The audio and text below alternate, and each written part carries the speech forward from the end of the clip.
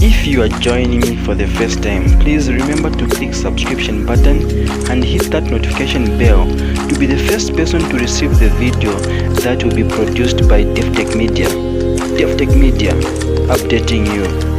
DevTech Media, subscribe to DevTech Media. Hi guys, let me see who is live or who is joining me for this broadcast. I can see one person. I don't know who it is. I'll check later. So please share this live broadcast where we are going to talk about a number of issues and other things that are happening in Zambia. Please, Davis Sinsunga, I can see you. Annie Piri, thank you. I can see you, Annie. Please share this broadcast. We have a number of things that we are going to talk about. We're going to talk about my deportation. Kings Mwemba, I can see you. So we're going to talk about my deportation from Zambia. We are going to touch on vaccines, COVID-19 vaccines. Do they really work? Jolwe Hamwemba, I can see you. Thank you, my brother. And then we're going to talk about President Edgar Lungu's disastrous ploy to torment Tongas and especially Chief Mukuni and Queen Mukuni. So we have a number of things that we are going to talk about, and I also talk about my position as a member of my intentions to contest as a member of parliament. Joseph Kambu, I can see you. Guys, let me see thumbs up if you can hear my voice clearly. Am I audible and loud enough? Please just let me know. I'm just waiting for us to reach a good number, then I can start this broadcast. If we can go up to just 50, if we can go up to 50, I can start. I can see we are moving quite at a good pace. Guys, can you hear me clearly? I need a confirmation from you. Just put some stars or thumbs up if you can hear me clearly. Please share this broadcast. Share this broadcast so that we can talk about a number of things that are going on in the country. Jokas, I can see you. Kasembe, I can see you. Please, Kings, thank you so much. Caroline Manda, I can see you, my sister. May God bless you. Okay, guys, I think we will just have to start the discussion. And if there are people who come a little bit late, can join the discussion or can have a go and listen to the broadcasts at their own time. First and foremost, I'm going to start explaining about my deportation from Zambia. And I want to state one thing here, that I am actually a Zambian, born and bred in Chief Macha in Choma. I carry an NRC with a stroke 1 at the end, meaning I am a Zambian. And even in the constitution, the law of our country says no person can deport another person born in Zambia. So it means that whether you acquire a citizenship of another nation, no person has the right to deport you from the own country that you were born in. So the logic here is that suppose where you acquired naturalization or another citizenship, they decide to deport you, then that means you'll be stateless. Listen, as far as I'm concerned, I own a certain portion of the country called Zambia. And by me being born in Zambia, I have every right to be in Zambia. And nobody can deport me. So what Patriotic Front and Kampiongo did was violation of my rights. And as you know that our judiciary is corrupt, even if you appeal that, what you did is an injustice, these are thugs that have been hijacked by an evil system. You know that you cannot win any case. And on those grounds, my lawyers advised me to say, listen, whether you appeal, there's nothing that's going to happen. Just leave and let them continue abusing citizens. So I decided to leave the country, but I am going to sue the state for violating my position.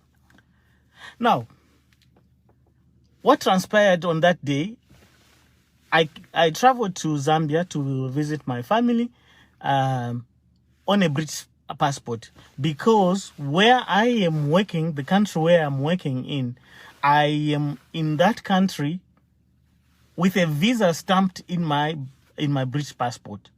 So it means that if I was to use my Zambian passport to go to Zambia, that means when coming back to the country where I am working right now, I wouldn't have been allowed, or I would have just been given a certain number of days, because I do not hold any work permit visa. So what I did was I had to use my British passport, and then I had to buy a visa. I paid $55 and I was granted a visa. And I even paid toll gate for my car and everything, and I was ready to go. So then I had to wait one of my friends to finish clearing himself, and that was Dr. Walia, because we were driving together to Zambia. So then I just went to go and have lunch at the market, because I had already been cleared by immigration. And from nowhere, I just saw some PF thugs dressed in immigration uniform to say, oh, can we have your passport? I said, why do you have my passport? You've already stamped that I should be in the country 30 days and I didn't enter the country illegally. I have a visa. So why do you have to take my passport back?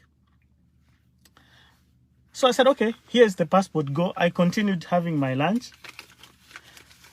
And then I decided to say, okay, you let me know when you want to bring my passport, because I was already in Zambia. I was in Kazungula. So I just said, okay, listen, I'm going to go to Livingstone, because that was the last day of voter registration. So I had to rush to Livingstone so that I can register as a voter, which I did. Okay, I went with my NRC. I registered as a voter because I am a Zambian. Then from nowhere, I just received a phone call from a PF Kada, who is the chief immigration officer, a Mr. Mwape, I think Mwale or something like that. I think a Bemba name, of course. All right.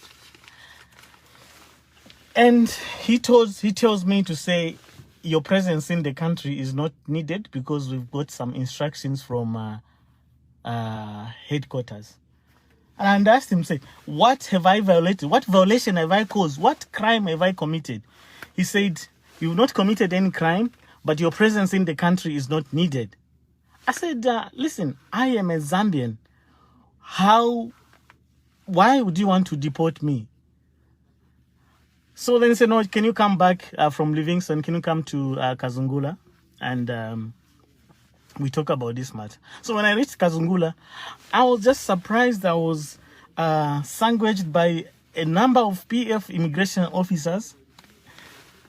And they told me to say, can you go and wait in Botswana? I said, no, my bags are in Livingstone. They said, no, we'll send someone to get your bags and just go and wait at the border. So, I tried to resist. And these guys just started, coming around me until I was forced back to jump on the pontoon and go and wait for my bags in Kazungula, in Kazungula on the Botswana side. What am I trying to put across? I'm trying to paint a picture so that you can understand the kind of thugs that are running this country. And if these guys, they have no iota of shame to deport a citizen of the country, then that means this country has gone to the dogs. And in the deportation report, they said that I was born in UK. I was never born in the UK. And no one has the right to chase me from my country. Okay? So I didn't contest that. Then afterwards, I just went back to Botswana and then went to the UK. Okay. So what am I trying to put across? I want Zambians to realize and understand what kind of leadership we are dealing with. Okay. We are dealing with a government that does not respect laws. And it's so disappointing that our country has degenerated to this level. So that's about my deportation. Now, coming to my desire to stand as a member of parliament, that has been, been aborted, okay? Principally because of Patriotic Front having deported me, because I cannot come in the country to lodge my application to stand as a member of parliament because I'm still serving a deportation. So to me, I think it was a calculated move for them to deport me and give me this length deportation period, so that by the time probably they suspend my deportation, the elections would have been over. So all this is injustice, and there will come a time when those that are committing this kind of injustice will pay, and they will pay heavily. Okay, so that's my situation. So I am not going to contest as a member of parliament because Patriotic Front have sabotaged my intentions, but I will support whoever will be nominated. So the other issue I want to talk about is the issue of vaccines. Okay, and as a scientist and an expert in the field of medicine, I have my own reservations. And please, whatever I'm going to say here, it does not mean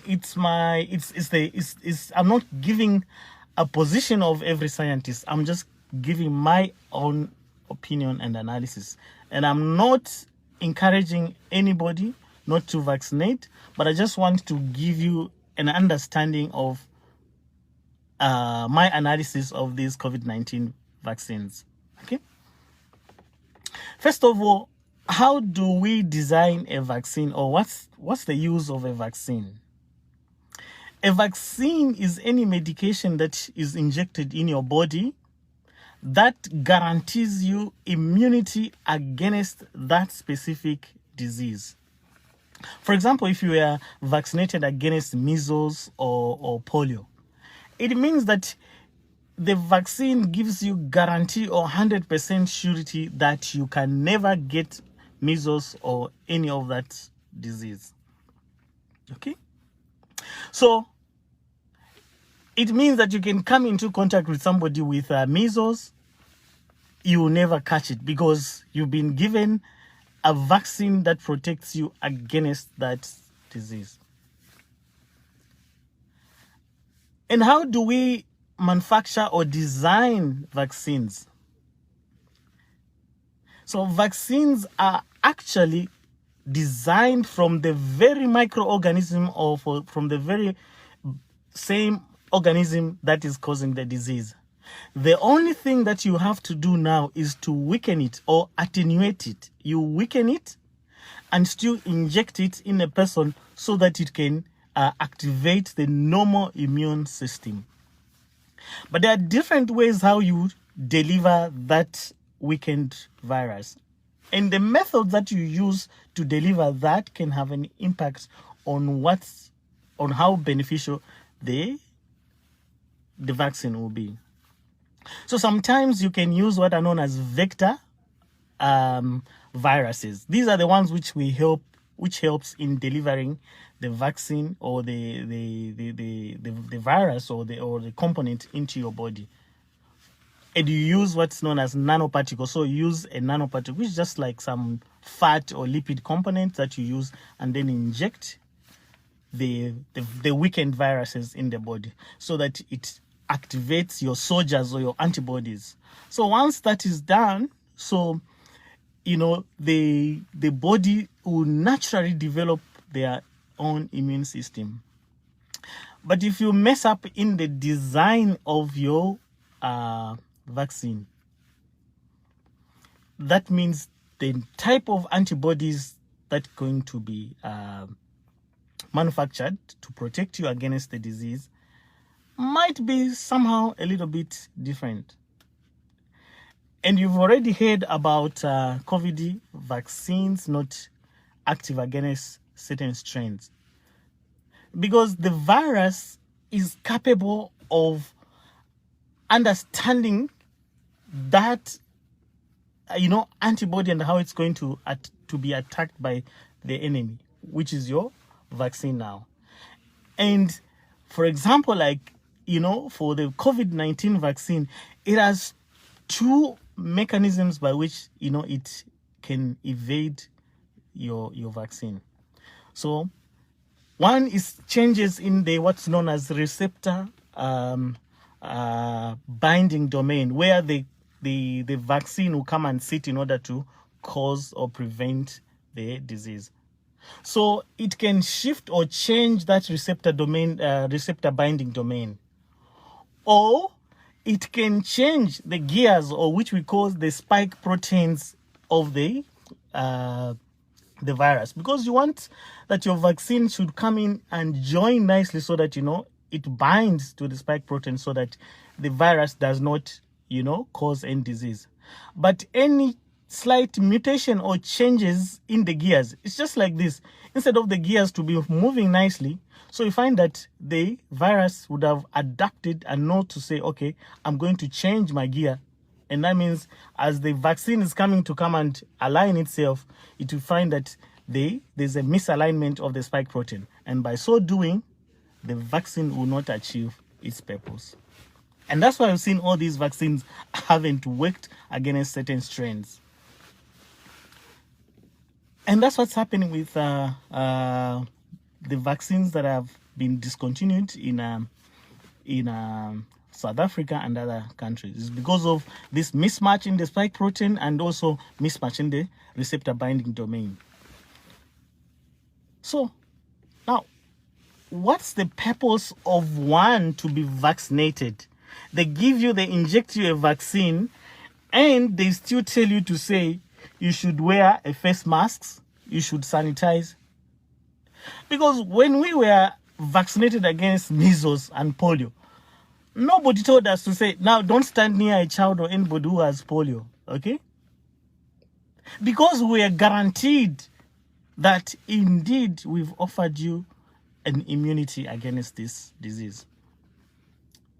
But in the case of COVID-19, it's not the case. Yes, you've been vaccinated, but they say, please sanitize, wear face masks. That means that intervention is fraud. So, as for me, I don't believe in the vaccines. I don't trust the vaccines, okay? Because if you are guaranteeing me immunity, then why should I be wearing face masks? Why can't I even come into contact with anybody with COVID? Because you told me that we've protected you against this disease. So, what's my take? It's just pharmaceutical companies wanting to make millions out of an intervention that is not 100%, trusted. So that's my opinion. And I'm speaking as an expert in this field. Why should you be given a medication that doesn't still protect you? You still have to adhere with the same COVID-19 regulations. It means that then you are just being injected with water or with anything. You get my point? So I'm not saying don't go and have a vaccine. Go and be vaccinated. I'm just giving you my opinion. Why am I saying so? Yeah, because these vaccines were hurriedly researched and brought into the market. Nobody understands the short-term and the long-term side effects of these vaccines. we are yet to see more and more information unfolding. In my opinion, the best solution is yet to come. We need to do more and do more on research in order to come up with a perfect vaccine. And also probably look at the pathophysiology of the disease and design and target areas where the disease starts from. For example, the first starting point of COVID-19 is the attachment of the virus to the angiotensin converting enzyme 2. Okay? So if you can design a drug that's going to block the attachment of the virus to the angiotensin enzyme, then that drug could be the solution to the problem. Because once the angiotensin enzyme combines with the virus, that's when you see translation, lubrication, and then that's when you see all these macrophages and, release of interleukin 1, 2 in order to cause cytokine storm. And that's where the disease is.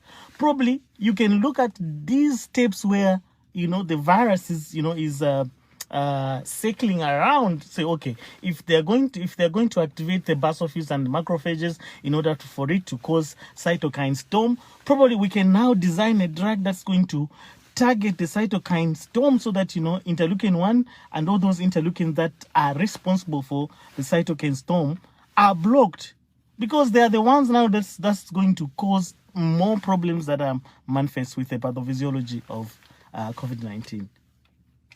So for me, those are the things that I'm thinking about. And I'm not saying don't go and be vaccinated. Please go and get your vaccine. But understand my position. Last but not the least, I want to talk about this useless, nonsensical arrest of the Tongas, humiliation of the Tongas by President Edgar Lungu and the Patriotic Front. President Edgar Lungu is treading on very dangerous grounds, and I can assure you that his ending will be terrible. And those police officers who are perpetuating the evil, when time for revenge comes, it does not select that, oh, me, I'll just being sent. You acted, so you are part of this scourge. What President Edgar Lungu is doing is a terrible. In fact, in the whole history of this country, there has never been a president who has humiliated, tormented Tongas like the way Edgar Lungu has done. President Edgar Lungu, from the time when he was sworn in office, I think he vowed that I am going to torment the Tongas. And just because we've made our own decision to say we are going to vote for the person that we want, and this is our democratic right. And he made it sure that Tongas must feel his weight, which is nonsensical. And look at their manifesto. Their manifesto, if on page 1, is talking about having a Zambia, a united Zambia, people with freedom of association and assembly. All that is hypocritical. The things that Patriotic Front are doing is totally unacceptable in a civilized society. Okay? President Edgar Lungu knows that he's going to lose the elections. Zambians are annoyed and are upset with the economy. Things are so expensive. You can't just make ends meet in Zambia because of the pathetic, management of the country by President Edgar Lungu and his cronies. Okay? And the OP have already told him to say, no matter what you do, remember he lost the elections in the previous election. He lost the election, and that's why they didn't want us to go to court and produce our evidence. Okay? Now, imagine how 5 years ago the economy was. Now, this time it's actually more worse. And a lot of Zambians are angry. A lot of Zambians, they are fed up of PF. Zambians, they don't want even to hear any statement like another 5 years with Edgar Lungu, although he does not qualify to be to contest for presidency. But people, they don't just want PF, because there's never been a government that has humiliated citizens or Zambians like the way Patriotic Front has done. Zambians have become beggars. Even just a coin, you can't manage to find a coin. And the OP have told President Lungu to say, listen, you've lost these elections. So now the solution is to find a case against the strongest contender, who is President HH. So now how do we now come up with a case? So they have to come up with a criminal, case. Okay? Because once you have a criminal case, that means you cannot contest any elections. Okay? They don't care about Kambwiri or all these other oppositions with two people in the group. They know to say the only strongest opposition and the only person who has a solution to bring Zambians out of poverty is President HH. So they pay Nawaki 2 billion to come up with a scheme that's going to align President HH with a criminal case. Okay? And this fool she-goat, Nawaki, comes up with stupid and unsubstantiated, accusations. And President Edgar Lungu now and his crowns, they get a lot of resources and push a private case. The government doesn't have money. Why is the government interested in a private matter? Okay? So now, the scheme is to find a case against HH. So what President Edgar Lungu and his crowns have done is to use the Hatembos in this case to find, because HH doesn't have any case. So they are trying to bring up, a case from an imaginary case. Okay? The Hatembos, they've refused. They said, no, please don't put us in this quagmire.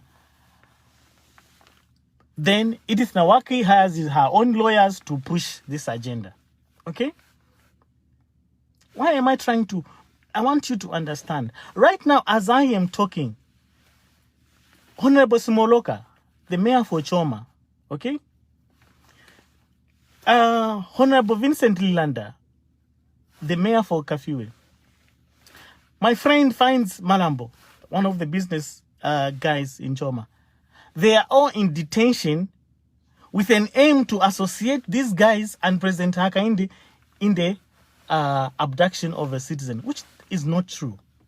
And these are my friends. We went to secondary school together, and to see these things happening to them because of one guy who is President Edgar Lungu is so shameful.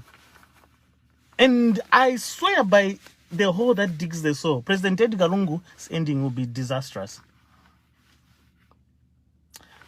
So now he knows to say the only person who can defend the Tongas is Chief Mukuni.